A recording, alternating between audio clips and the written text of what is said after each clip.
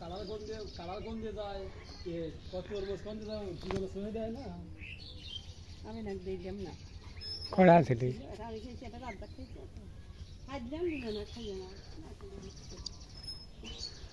কালে বসা গাড়ি খাইছে মেজল মুরগির খাবারের লেগা 1 ইঞ্চি গ্যাপ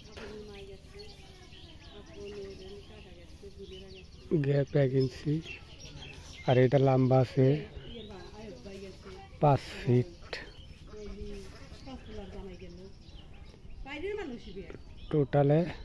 5 ফিট তো এটা পুরো একটা রুল